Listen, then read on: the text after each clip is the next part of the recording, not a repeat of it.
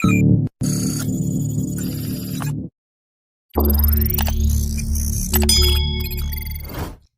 Guys, welcome back to my channel.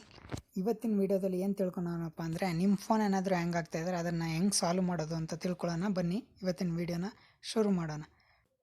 First trick ಏನಪ್ಪ ಅಂದರೆ, ನಿಮ್ಮ ಮೊಬೈಲಲ್ಲಿ ಏನಾದರೂ ಸ್ಟೋರೇಜ್ ಫುಲ್ ಆಗಿದ್ದರೆ ಅದನ್ನು ಅಟ್ಲೀಸ್ಟ್ 2 GB ಆದರೂ ಫ್ರೀಯಾಗಿ ಇಟ್ಕೊಳ್ಳೋಕ್ಕೆ ಟ್ರೈ ಮಾಡಿ. ನಿಮಗೆ ಬೇಡದೇ ಇರೋ ಇಮೇಜಸ್ಸು ಮತ್ತು ಸುಮ್ಮನೆ ಕ್ಲಿಕ್ ಮಾಡಿರೋ ಇಮೇಜಸ್ಸು ಮತ್ತು ನೀವು ಪಬ್ಜಿ ಇವಾಗ ಆಡ್ತಾ ಇಲ್ಲ ಅಂದರೆ OBB ಫೈಲ್ ಇರುತ್ತೆ, ಅದನ್ನು ಡಿಲೀಟ್ ಮಾಡ್ಕೊಳ್ಳಿ. ಮತ್ತು ಈ ಥರ ಮಾಡ್ಕೊಳ್ಳೋದ್ರಿಂದ ಏನಾಗುತ್ತೆ ಅಂದರೆ, ನಿಮಗೆ ಯಾವುದೇ ಫೈಲ್ನ ಡೌನ್ಲೋಡ್ ಮಾಡ್ಕೋಬೇಕು ಅಥವಾ ನಿಮ್ಮ ಫ್ರೆಂಡ್ಸ್ ಹತ್ರ ಯಾವುದೇ ಮೂವಿ ಏನಾದರೂ ಶೇರ್ ಮಾಡ್ಕೋಬೇಕು ಅಂದರೆ ಮೊದಲಿಗಿಂತ ಬೇಗನೆ ಶೇರ್ ಆಗುತ್ತೆ. ಬೇಕಂದರೆ ನೀವು ಟ್ರೈ ಮಾಡಿ ನೋಡ್ಬೋದು. ಸೆಕೆಂಡ್ ಟ್ರಿಕ್ ಏನಪ್ಪ ಅಂದರೆ, ಬೇಡದೇ ಇರೋ ಆ್ಯಪ್ಸ್ಗಳನ್ನೆಲ್ಲ ನೀವು ಅನ್ಇನ್ಸ್ಟಾಲ್ ಮಾಡ್ಕೋತಾ ಬನ್ನಿ. ಯಾಕಂದರೆ ಮೊದಲು ಗೇಮ್ ಆಡ್ತಾಯಿದ್ರಿ, ಇವಾಗ ಆಡ್ತಾ ಇಲ್ಲ ಅಂದರೆ ಆ ಆ್ಯಪ್ಸ್ ನಿಮಗೆ ಯೂಸ್ ಮಾಡ್ತಾ ಇರಲ್ಲ, ಅದರಿಂದ ಅದು ವೇಸ್ಟು. ಅದನ್ನು ನೀವು ಅನ್ಇನ್ಸ್ಟಾಲ್ ಮಾಡ್ಕೊಳ್ಳಿ.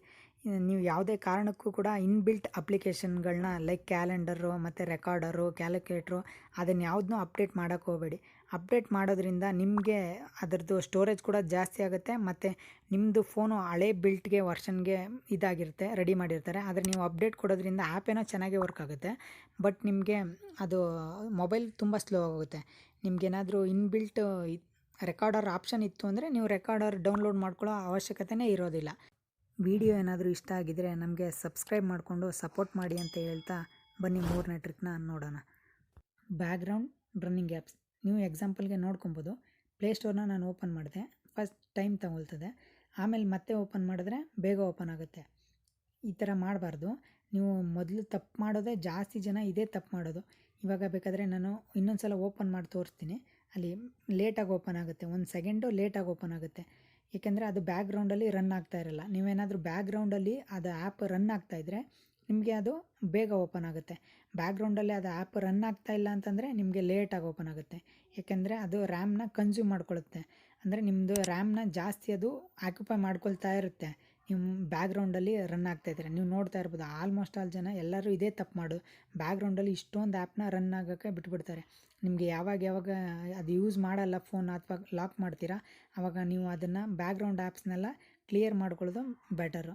ಈ ಥರ ಮಾಡ್ಕೊಳ್ಳೋದ್ರಿಂದ ನಿಮ್ಮದು ರ್ಯಾಮ್ ಜಾಸ್ತಿನೂ ಕೂಡ ಕನ್ಸ್ಯೂಮ್ ಆಗೋದಿಲ್ಲ, ನಿಮಗೆ ರ್ಯಾಮ್ ಕೂಡ ಫ್ರೀ ಆಗಿರುತ್ತೆ. ಆವಾಗ ನೀವು ಯಾವುದೇ ಅಪ್ಲಿಕೇಶನ್ ಓಪನ್ ಮಾಡಿದ್ರೂ ಕೂಡ ಬೇಗ ಓಪನ್ ಆಗುತ್ತೆ.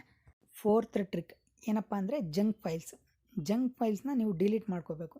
ಆ ಜಂಕ್ ಫೈಲ್ಸ್ ಯಾವ ಥರ ಇರುತ್ತೆ ಅಂತ ನಾನು ಎಕ್ಸಾಂಪಲ್ಗೆ ನಿಮಗೆ ತೋರಿಸ್ತೀನಿ ಬನ್ನಿ.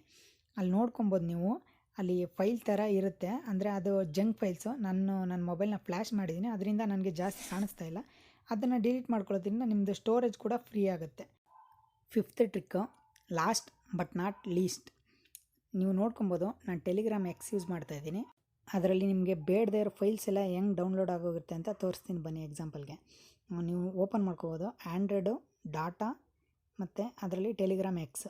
ನೀವು ನೋಡ್ಕೊಬೋದು, ಒಂದು ದಿನಕ್ಕೆ 100ರಿಂದ 200 ಫೋಟೋ ಡೌನ್ಲೋಡ್ ಆಗುತ್ತೆ. ಇಲ್ಲ ಅಂದ್ರೂ ನಿಮ್ಮದ್ರಲ್ಲೂ ಏನಾದರೂ ಇದೇ ಥರ ಎಲ್ಲ ಆ್ಯಪ್ಸಲ್ಲೂ ಚೆಕ್ ಮಾಡ್ಕೊಂಡು ಕ್ಲಿಯರ್ ಮಾಡ್ಕೊಳ್ಳಿ ಅಂತ ಹೇಳ್ತಾ, ನಮ್ಮ ವಿಡಿಯೋ ಏನಾದರೂ ಇಷ್ಟ ಆಗ್ತಾಯಿದ್ರೆ ಲೈಕ್ ಮಾಡಿ, ಸಬ್ಸ್ಕ್ರೈಬ್ ಮಾಡಿ, ಸಪೋರ್ಟ್ ಮಾಡಿ. Love you all.